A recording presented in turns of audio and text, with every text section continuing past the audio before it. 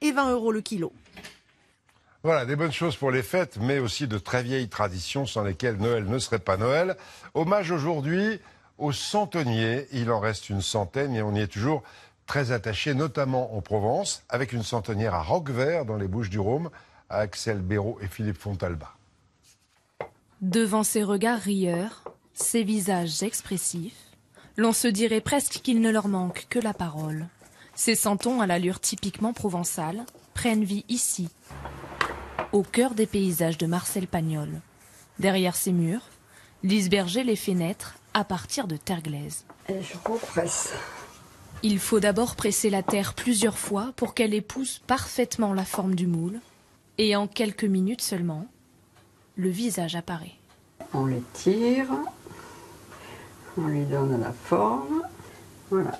Et après, on va lui donner la vie. En 40 ans de métier, la centenière a créé 300 personnages. La Couquette côtoie l'homme au fagot et autres figures traditionnelles de la crèche provençale.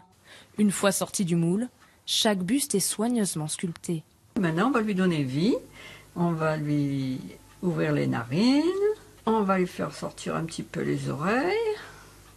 Rajouter aussi des éléments distinctifs pour donner aux statuettes un caractère unique. J'aime pas que ça soit répétitif dans mes santons. Donc voilà, chacun aura sa petite personnalité. Elle a sa tête qui va tourner de ce sens et elle sera comme ça. Les santons vont ensuite sécher de longues heures avant de passer la nuit au four, chauffé à plus de 900 degrés. Mais il reste encore bien des étapes.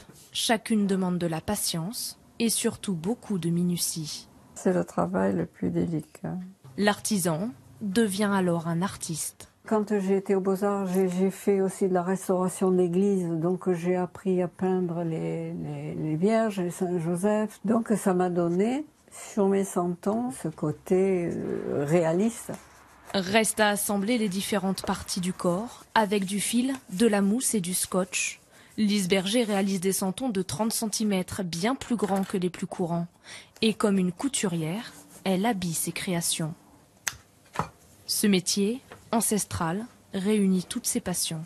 La passion de coudre, la passion de créer, la passion de faire des nouveaux costumes, tout en restant quand même sur le folklore provençal quand même.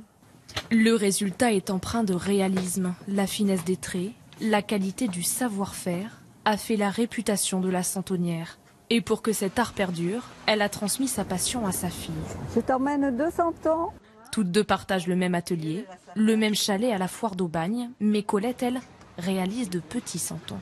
Maman m'a transmis la passion de l'art, de la minutie, de la beauté, de la voir à l'âge qu'elle a et de continuer, de faire ce qui lui plaît encore. Moi, je trouve ça formidable. Une formidable envie de donner vie à ces petits personnages qui continuent de faire rêver beaucoup d'entre nous.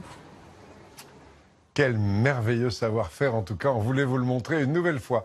Un petit coup d'œil à la Bourse de Paris qui monte encore, plus 0,3% à l'heure qu'il est, à 4709 points, nouveau record de l'année. Dans un instant, la météo des Vindelia, à 20h bien sûr, Gilles Boulot.